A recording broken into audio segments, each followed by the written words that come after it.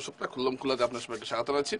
আপনারা জানেন যে পঞ্চায়েত নির্বাচনের বিবৃতি প্রকাশিত হয়ে গেছে এবং নির্বাচন আচরণবিধিও শুরু হয়ে গেছে। আজকে থেকে মনোনয়নপত্র নেওয়া এবং জমা দেওয়ার দিন শুরু হয়েছে। এগুলো আপনারা জানেন নির্বাচনী নির্ঘণ্ট কি হচ্ছে না হচ্ছে, আমি সেটা আলোচনা করছি না। আমি আলোচনা যেটা করতে চাই যে সেটা হলো যে বিজেপি দল এবার কি করছে এই পঞ্চায়েত নির্বাচনকে সামনে রেখে, এই চিত্রটা একটু আপনার সামনে তুলে আনছি। আর দলহীন রাজনীতিক দলহীন পঞ্চায়েত নির্বাচনের কথা বলা হলো, আদতে যে এই নির্বাচনটা ঘুরে ফিরে রাজনৈতিক দলের নির্বাচনই হচ্ছে সেটাও বলার অপেক্ষা রাখেন। এই বিষয়টা আমি একটু আপনাদের সামনে আনছি। বিজেপি কংগ্রেস দুই দলেই কিন্তু প্রার্থী নির্বাচনের ক্ষেত্রে পঞ্চায়েত এবং জেলা পরিষদের সিম্বল আছে, কিন্তু বুথ কিন্তু জিপি সদস্য বা মেম্বার প্রার্থীর ক্ষেত্রেও কিন্তু তারা একটা নিজেদের একটা পছন্দের প্রার্থী তালিকা তৈরি করছে দুটো দলই। এটা আমি আপনাদেরকে একটা ভিতরের খবর দিলাম। গতকাল বিজেপির জেলা কমিটির একটা বৈঠক হয়েছে। বৈঠকটা হচ্ছে মূলত পঞ্চায়েত নির্বাচনকে সামনে রেখে, এবং এখানে কিভাবে পঞ্চায়েত নির্বাচনের কাজকর্ম হবে সেটার একটা রূপরেখা প্রস্তুত করা হয়েছে। পক্ষান্তর অন্যদিকে কংগ্রেসের সঙ্গে তুলনা করা হলে কংগ্রেস এখন পর্যন্ত সেরকম কোনো কিছু তৈরি করতে পারেনি, কিন্তু বিজেপি এক্ষেত্রে করছে।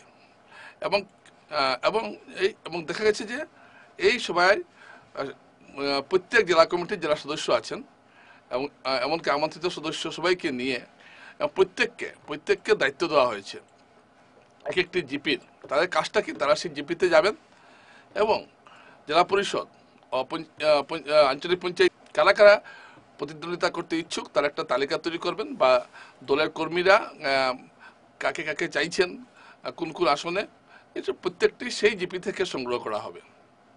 এটা করা হবে এই জন্য যাতে তারা বুঝতে পারেন যে কোন প্রার্থীর দিকে দলীয় কর্মীরা বেশি পছন্দ করছেন কোন প্রার্থীকে, সেটার উপর ভিত্তি করে তারা দলের মনোনয়নপত্র চূড়ান্ত করবেন।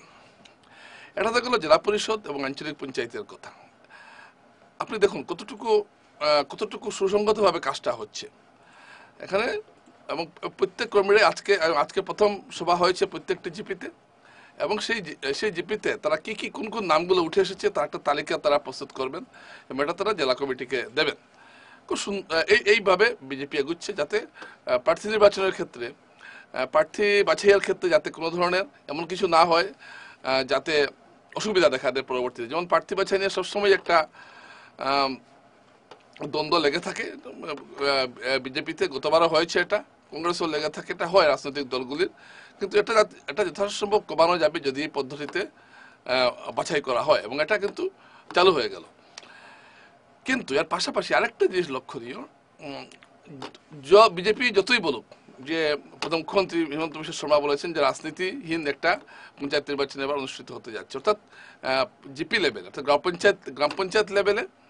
আগে কি হতো, গ্রাম পঞ্চায়েতে একজন সভাপতির প্রার্থী থাকতো, তাকে সবাই ভোট দিতেন, আর থাকতো 10 জন মেম্বার।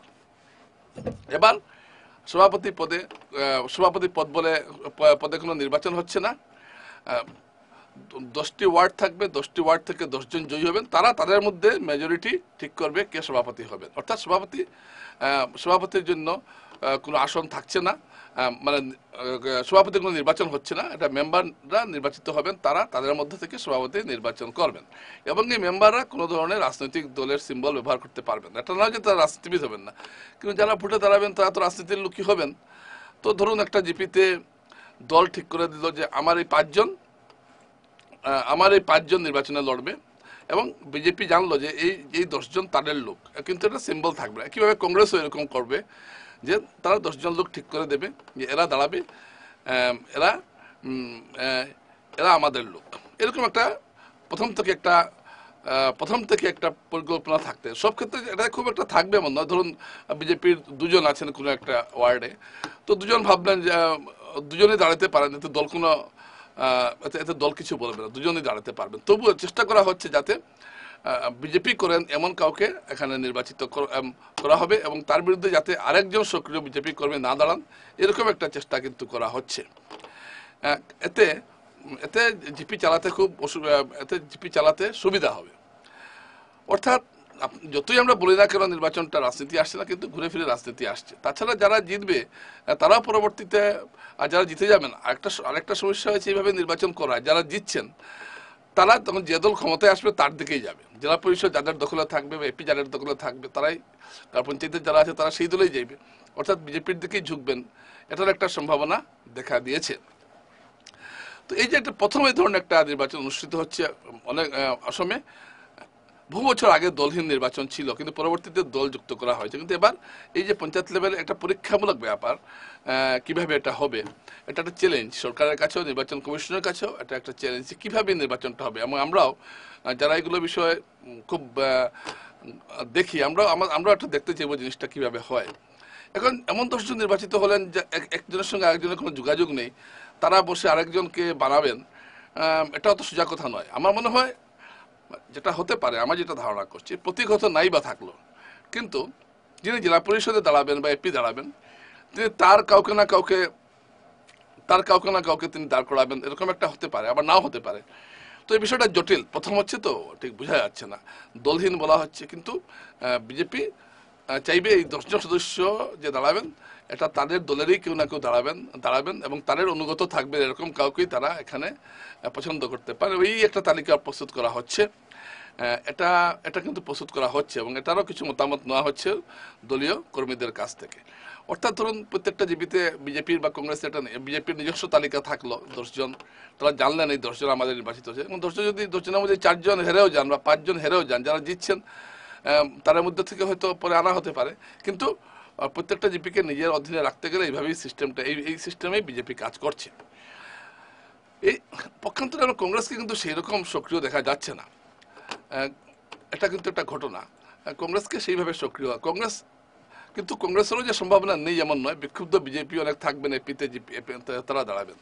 এছাড়া আগে একটা জেলা পরিষদ যারা দাঁড়াতেন, তারা একটা সুবিধা ছিল কি, তারা বা যিনি গ্রাম পঞ্চায়েত সভাপতি বলে দাঁড়াতেন, তারা সুবিধা, আগে যিনি জিপির দাঁড়ালেন একটা দলের, জেলা পরিষদ দাঁড়ালেন, তার নিচে ধরুন 4টা জেলা পরিষদ রয়েছে, 4টা জেলা পরিষদের আবার নিজস্ব, তারপরে এপি আছেন, জিপি সভাপতি আছেন, জিপি সভাপতি আবার তার 10 জন লোক রেখেছেন যারা জিতে আসতে পারে এবং জিতে আসে তাকে সমর্থন করবে, এরকম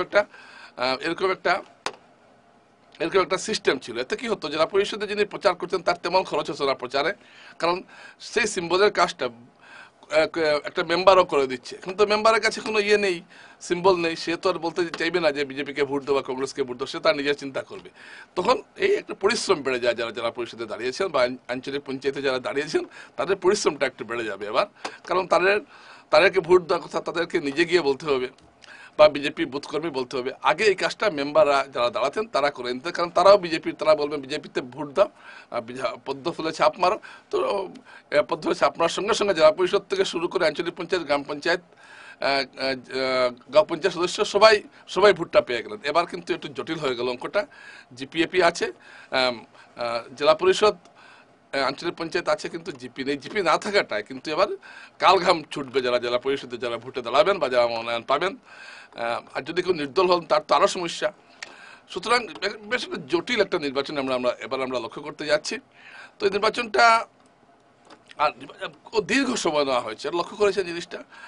আজ থেকে কোড অফ কন্ডাক্ট লাগু হলো, এটা চলবে 11 তারিখ পর্যন্ত। আমি একটা জিনিস বুঝি না, সেদিন একটা সভায় আমি গিয়েছিলাম, সেখানে এক দেশে এক নির্বাচনের কথা বলা হচ্ছিল, যে সারা দেশে কোড অফ কন্ডাক্টের জন্য প্রচুর দিন নষ্ট হয়, খরচ প্রচুর বেশি হয়, কোড অফ কন্ডাক্টের জন্য অনেক কর্মদিবস নষ্ট হয়, তাই সারা দেশে একটা নির্বাচন একই সঙ্গে নির্বাচন করানো উচিত।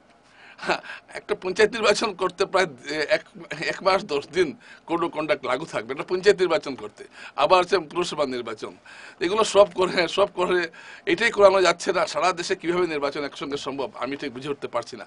যাই হোক, যারা এগুলো কথা বলছেন তারা পণ্ডিত ব্যক্তি, আমি ক্ষুদ্র মস্তিষ্কে একটা কথা বললাম, এটাই আর কি।